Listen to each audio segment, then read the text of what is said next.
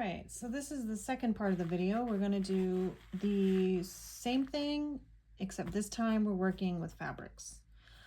Helen Frankenthaler worked mostly on canvas, so she worked on unprimed canvas. This is what some very thin unprimed canvas would look like. So there's no gesso, there's no white paint to kind of stiffen out the canvas or make it more water resistant. So that means that this is going to soak up the paint and the pigments of the paint. It also means though that it will bleed through. So make sure that you have a material underneath it to catch that, so you don't get paint on, your table or your floor. We worked with cool colors on the paper. Now I'm going to work with warm colors. I want to work with a red, a purple, and I think I'm still debating, but I think I'm going to go with an orange. So in order to mix the orange, I'm going to need a red. So I'm actually going to use the vermilion red because that's kind of an orangey-ish red to begin with. So I'm going to put some of that into my little palette cup thingy. And see, it is, in comparison to the crimson red, quite orange. Yeah, so this is almost a secondary color. I'm going to add some yellow. So I've located my yellow. Where did I put it? There it is. This is a lemon yellow, so it's going to be a very bright, vibrant yellow.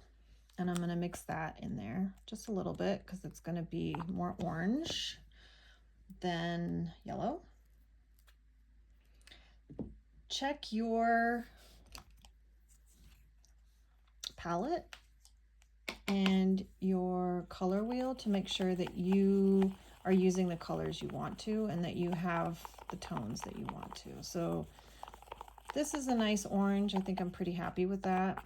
I'm going to add some water. I have a little spray bottle here, which is definitely much clearer than my other water that I still have from the last painting. I'm going to mix that in there,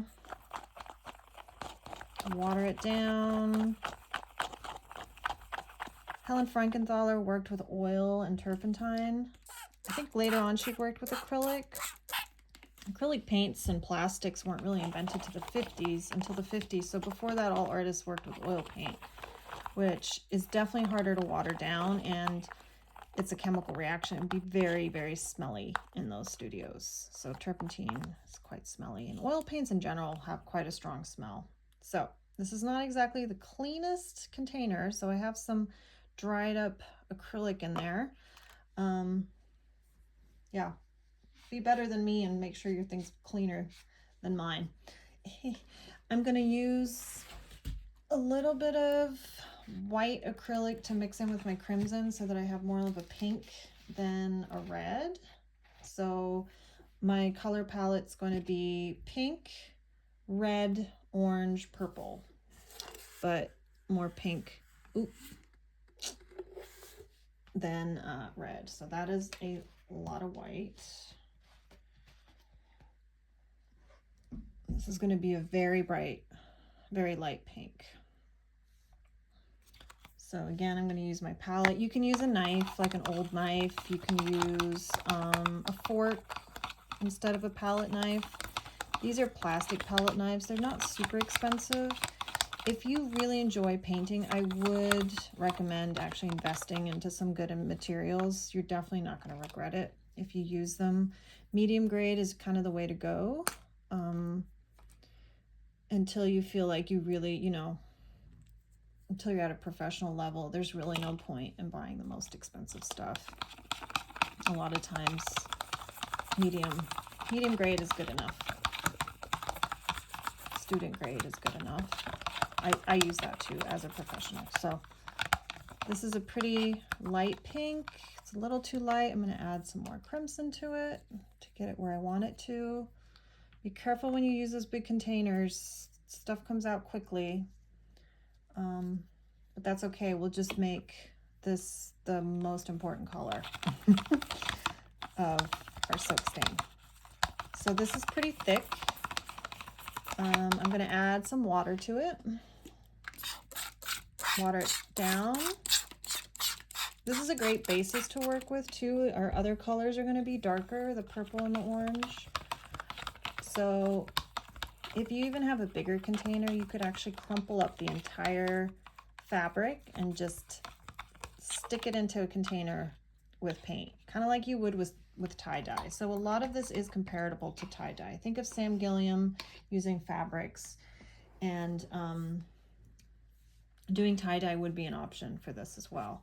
So the other piece of fabric I have is like a jersey. This is from a pillowcase. So this is going to absorb the paint differently than this very, very thin canvas. I'm going to start with the canvas though, and I'm going to pour the pink paint on top of it. Still a little too thick for me, so I'm going to add some more water.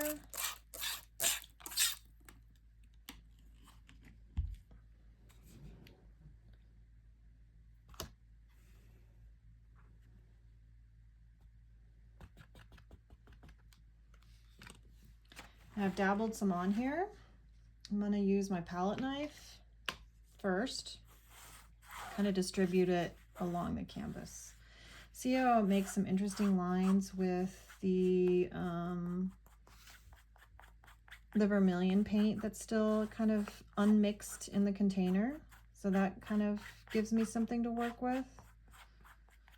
The sound is rough. I'm going to add some more water directly to it.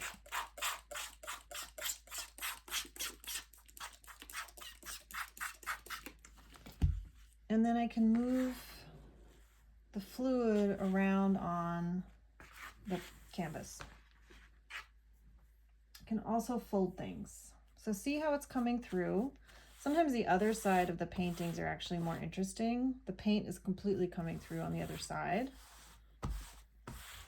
Don't wear any nice jewelry while you're doing this assignment, or nice clothes.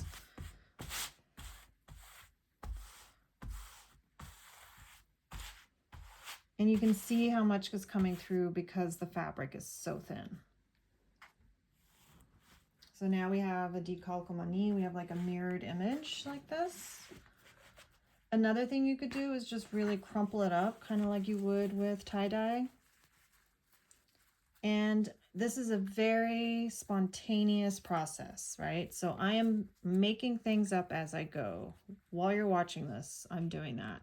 So I'm gonna just soak this fabric into the orange paint. It absorbed most of it. It also picked up a lot of the acrylic pigments that were left, like the dried acrylic that were left in the container. So that could be something interesting. I love this color combination of orange and pink.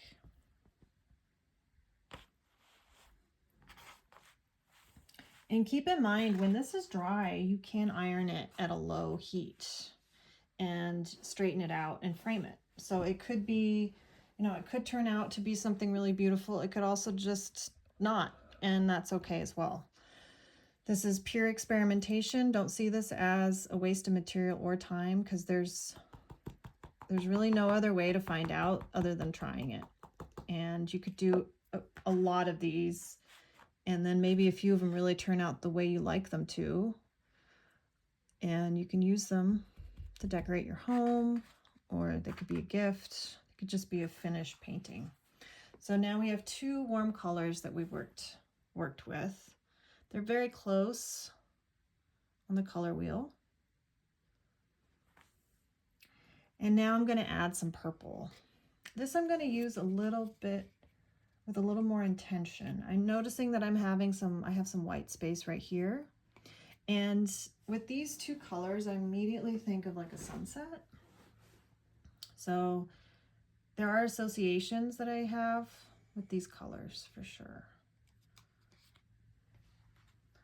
The purple is super, super thin. So it pretty much went through all the way. It's super watery, but I'm gonna just let it soak up. So that's gonna take a little bit of time. And while we're waiting for that, my hands are super dirty. I'm gonna mix some more colors for the remaining fabric that we have over here. the jersey fabric. And actually, let me show you guys some silk stains that I did when it rained and I accidentally had a fabric out. So here's some other ways that you can use the process. Yeah, since these are laying behind you, I intend to sew those together to a bigger canvas. So I'm going to mix another orange. I'm going to use the vermilion red, which is a more orangey red. And I'm going to mix it in with a little bit of yellow to get an orange. I'm going to stay with the same color palette for the next piece. Got my little spray bottle, bam bam, and my palette knife. So again, you can think about, like, if you have a lot of space or you have a backyard that you can use, you can always roll out a big old sheet and do this outside with a lot of water. It will soak through on the other side though, so you have to make sure that you put down like a drop cloth or something like that.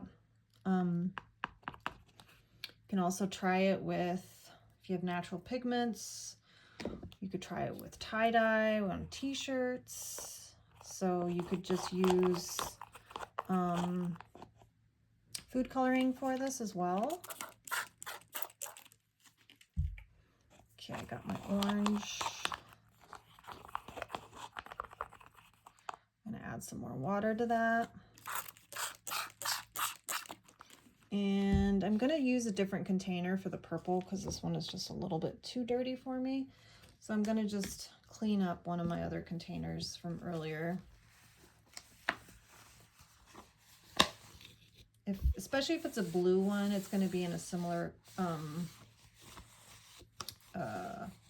area of the color wheel. It's really not that big of a deal. I just have a lot of acrylic stuck to it because I mostly work, in my own practice, I mostly work with acrylic. So here's purple. Add a little more purple than last with some water.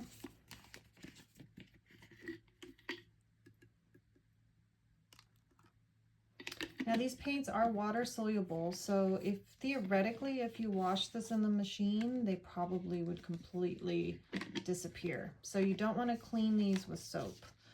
I would just not clean them at all, and once they're dry you can iron them or you can get them framed, which would probably look super cool in a frame. If none of them turn out to your liking, that's fine too. You could literally just toss it. But do make sure that you photograph them and present them for this week's sketchbook. All right, so mixing the purple, watering it down. If you don't have purple in your set and you want to use purple, mix purple with your primary colors. Purple's a secondary color, so it's pretty easy to mix. All right, so this guy is super, super wet.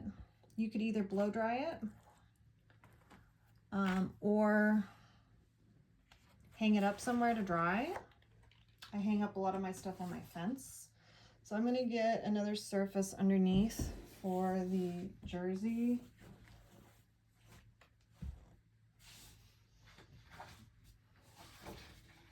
So here's another piece of pretty thick watercolor paper that I have to spare. I have a lot of materials because students leave their things, and it's not necessarily a material you want to waste. Cardboard would be better to use. However, I plan on using the stains from the cotton and the canvas that come through on the paper as another like piece of work that I can work with. So this is the jersey. You're gonna see that there's a difference in how the paint's absorbed. So it's already stained. It's an old pillowcase. No idea what the stains are from, but they're in our same color scheme. They're in warm colors. So again, I'm gonna start with the pink. But first I'm gonna water it down some more. I'm not gonna mix it anymore. I'm just gonna add water and see what happens. Now, in my experience, the jersey has some acrylic, some sort of like plasticky sort of material in it, so it's not going to absorb the same way as the canvas did. Yeah. You can kind of see it's a little more resistant. I'm going to add just water with a brush to some of these spots.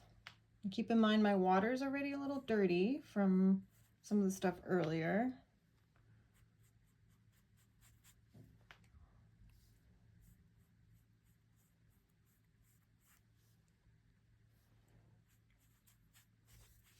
You can kind of see those wet on wet effects. I'm going to use the spray bottle and just spray down one part of the jersey.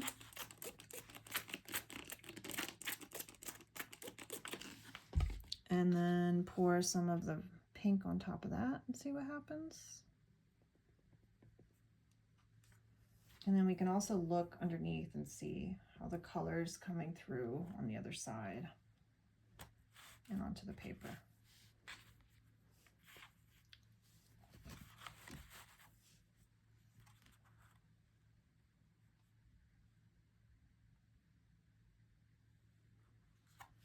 And more water. Water is your friend. Helen Frankenthaler was really fascinated by how paint responded with water. She once said that she loved to pour nail polish into a sink filled with water just to watch how it would move. So she was greatly influenced by the way water dilutes paint. Now I'm going to add, oopsie, I'm going to add some of the orange, but first I'm going to water down more of the canvas. The jersey.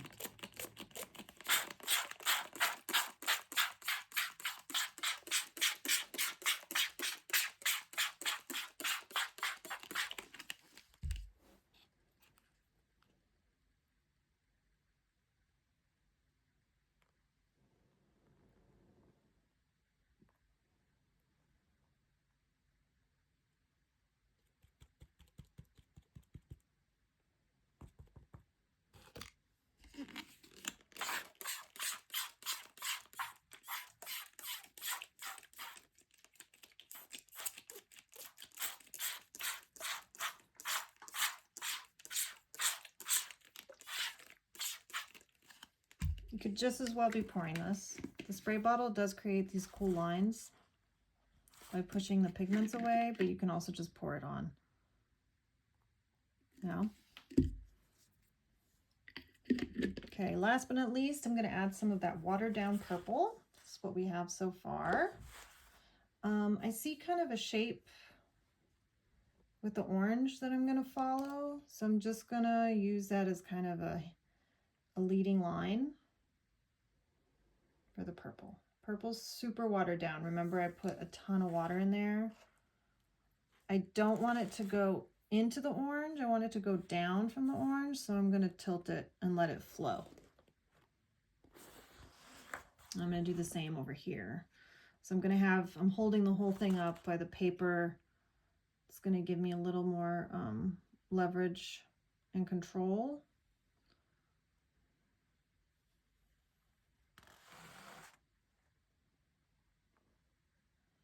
And you can see how beautiful the jersey reacts with the paint, how it holds the paint. And this is how you can do color field paintings like Helen Frankenthaler.